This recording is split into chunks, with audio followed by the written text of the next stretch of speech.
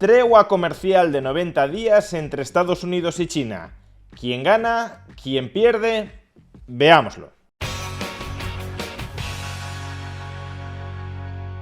Tras las reuniones de este fin de semana en Suiza entre la delegación estadounidense y la delegación china, los gobiernos de Estados Unidos y China han alcanzado una tregua comercial. Hasta este fin de semana, Estados Unidos imponía un arancel del 145% sobre prácticamente todas las importaciones de China. Y a su vez, China imponía un arancel del 125% sobre prácticamente todas las importaciones de los Estados Unidos. A esta brutalidad arancelaria, que a efectos prácticos suponía el bloqueo comercial directo entre los Estados Unidos y China, habíamos llegado por el itinerario de guerra comercial que siguió Donald Trump desde que regresó a la presidencia de los Estados Unidos. Recordemos, el 4 de febrero de 2025, Donald Trump establece un arancel del 10% sobre prácticamente todas las importaciones chinas por la falta de cooperación del gobierno comunista de China en la lucha contra el fentanilo. A su vez, a comienzos de marzo, Donald Trump eleva este arancel, vinculado con la falta de cooperación en la lucha contra el fentanilo, desde el 10 hasta el 20%. Y esa fue la situación arancelaria, el statu quo comercial, en el que ambos países estaban inmersos a finales de marzo. Estados Unidos había incrementado sus aranceles generales contra China desde el 0 hasta el 20%, y China no había tomado represalias por esta subida arancelaria general. ¿Qué sucedió, sin embargo, el pasado 2 de abril? El día de la liberación, que en realidad debería llamarse día de la condenación, pues que Donald Trump impuso un arancel mal llamado recíproco. Ya explicamos en un vídeo anterior la pésima metodología que se había utilizado para calcular estos aranceles supuestamente recíprocos. Donald Trump impuso un arancel recíproco sobre todos los países del mundo, incluyendo China. A China la castigó con un arancel adicional al 20%, vinculado con la falta de cooperación en la lucha contra el fentanilo, del 34%. Por tanto, arancel del 20% como castigo por la falta de cooperación en la lucha contra el fentanilo, más 34% de arancel recíproco, las importaciones chinas a los Estados Unidos pasaron a enfrentarse a un arancel global del 54%. Y a partir de aquí, a partir de este punto, China sí empezó a darle réplica, a reaccionar, a contestar a las subidas arancelarias de los Estados Unidos. De tal manera que, después de anunciar este arancel adicional del 34%, China, a su vez, anunció un arancel general del 34%, igualando, por tanto, el arancel recíproco establecido por Estados Unidos el 2 de abril, China anunció un arancel del 34% sobre todas las importaciones de los Estados Unidos. Y luego Estados Unidos volvió a contestar con nuevas subidas arancelarias que fueron a su vez imitadas por el gobierno chino hasta llegar a los niveles de aranceles que he mencionado con anterioridad. 145% Estados Unidos contra China, 125% China contra Estados Unidos.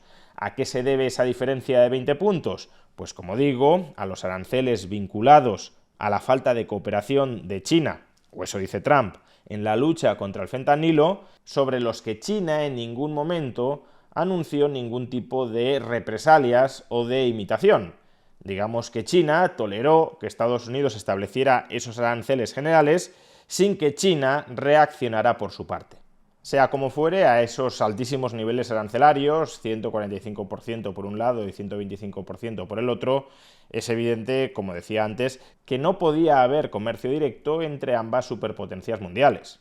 Y de haberse mantenido esa situación en el tiempo, y de haber bloqueado vías alternativas de comerciar, porque por ejemplo China ya estaba exportando a los Estados Unidos a través de terceros países, usando la misma táctica que había utilizado la Rusia de Putin frente a las sanciones occidentales, de haberse perpetuado ese bloqueo comercial directo entre ambas potencias y de haber bloqueado vías alternativas de comercio, desde luego la economía global se habría dirigido hacia una recesión. Por eso muchos reclamamos desde el principio que ambos estados pusieran fin a esta locura arancelaria. Y de momento acaban de acordar hacerlo durante 90 días. Estados Unidos rebajará sus aranceles desde el 145% hasta el 30%, y China hará lo propio desde el 125% hasta el 10%. Una muy sustancial rebaja arancelaria que posibilita el restablecimiento de los flujos comerciales entre ambos países. Es verdad que a un precio encarecido, pero al menos un precio que para muchos productos podrá ser pagado, podrá ser soportado, y en consecuencia, como no, los mercados han reaccionado eufóricos al alza. Las acciones están aumentando en todos los mercados y a su vez la rentabilidad de los bonos también está creciendo, dado que la rentabilidad de los bonos a largo plazo en principio debería correlacionar con el dinamismo de la economía. Cuanto más crezca la economía y más oportunidades para invertir haya, mayores deberían ser los tipos de interés de los bonos emitidos por los gobiernos y por las empresas, porque mayor competencia entre gobiernos y entre empresas habrá a la hora de captar financiación del mercado, y mayor competencia por captar financiación significa mayor remuneración a aquellos que te dan financiación. Y en este sentido, si te planteas invertir en renta variable o en renta fija, recuerda que puedes hacerlo a través de la entidad que apadrina este vídeo, Freedom24.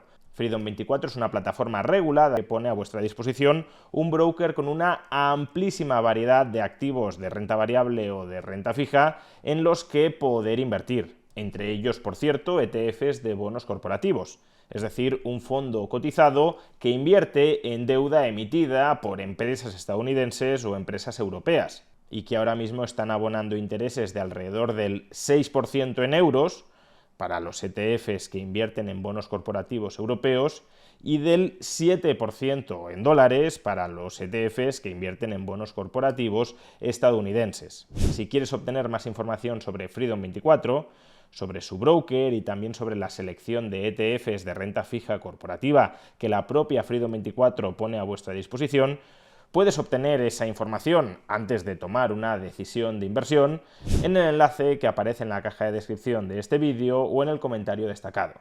Por consiguiente, de momento, como digo, tenemos una tregua comercial.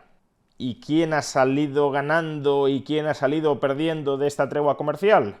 Pues obviamente tanto Estados Unidos como China salen ganando, porque de las guerras comerciales no gana nadie, sino que todos pierden. Ahora bien, si lo que nos estamos planteando es quién ha tenido más prisa por cerrar este acuerdo, quién ha podido ceder más para acelerar el cierre de este acuerdo, aunque es algo puramente especulativo porque no hemos estado dentro de las negociaciones, a tenor del resultado sí me atrevería a decir que ha sido Estados Unidos. Y es que recordemos que antes del 2 de abril, antes del Día de la Liberación, Estados Unidos había impuesto un arancel general del 20% contra China, y China un arancel general del 0% contra Estados Unidos. Ese era el statu quo comercial antes del 2 de abril. ¿Qué hace Estados Unidos el 2 de abril? Elevar su arancel general contra China desde el 20 hasta el 54%. Es decir, que Estados Unidos quería imponerle un arancel general del 54% a China. Y ahí es cuando comienzan las hostilidades comerciales y la escalada arancelaria que nos ha conducido al acuerdo de hoy. Y en el acuerdo de hoy Estados Unidos no le impone un arancel general del 54% a China, sino del 30%. Por tanto, ha tenido que rebajar bastante sus pretensiones, del 54% hasta el 30%. Y alguien podría decir, sí, pero ha elevado su arancel contra China desde el 20 al 30%. Por tanto, ha conseguido subir los aranceles. Es la táctica negociadora de Donald Trump. Te pido 54 y luego me contento con 30. Pero no perdamos de vista que Estados Unidos ha elevado su arancel desde el 20 al 30%, a cambio de que China eleve su arancel contra Estados Unidos desde el 0 al 10%. Imaginad lo siguiente. El pasado 2 de abril, Estados Unidos sube sus aranceles contra China desde el 20 al 30%. Y acto seguido, China eleva sus aranceles contra Estados Unidos desde el 0 hasta el 10%.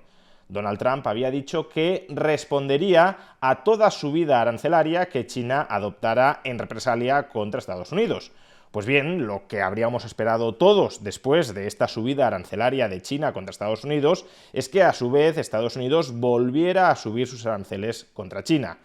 Imaginad que esto no hubiese sucedido. Imaginad que después de que China sube sus aranceles contra Estados Unidos del 0 al 10%, Estados Unidos le dice, vale, nos quedamos así, todos están contentos. Creo que todo el mundo habría interpretado que Estados Unidos se habría envainado la amenaza de adicionales subidas arancelarias. Pues bien, esto es en el fondo lo que ha terminado sucediendo tras este acuerdo comercial. Estados Unidos consolida un arancel contra China del 30%, 10 puntos más alto que el previo al 2 de abril, y China consolida una subida arancelaria contra Estados Unidos de 10 puntos porcentuales.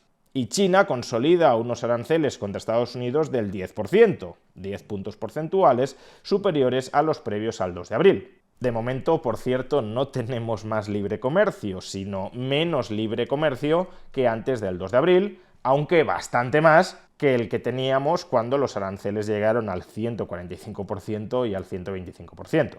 No obstante, recordemos todos que estamos meramente ante una tregua comercial, y esto puede significar dos cosas. O bien que ambos países van a negociar de buena fe durante estos 90 días para alcanzar un acuerdo comercial que ambos entiendan que les beneficia, o bien que ambos van a aprovechar esta tregua de 90 días para rearmarse y reiniciar la guerra comercial con mucha más virulencia que antes. Esperemos que sea el primer escenario el que termine materializándose. Aún así, hoy por hoy la pregunta es legítima. ¿Qué ha conseguido de momento Donald Trump de haber declarado una guerra comercial a China a partir del 2 de abril? Pues de momento, insisto, absolutamente nada. Esperemos, no obstante, que en el futuro se consigan liberalizaciones comerciales bilaterales, es decir, que el libre comercio entre Estados Unidos y China se incremente de una manera muy profunda. Sin embargo, a tenor del acuerdo comercial, este ya definitivo, no solo una tregua comercial, sino un acuerdo comercial definitivo entre Estados Unidos y Reino Unido, me temo que no puedo ser demasiado optimista al respecto.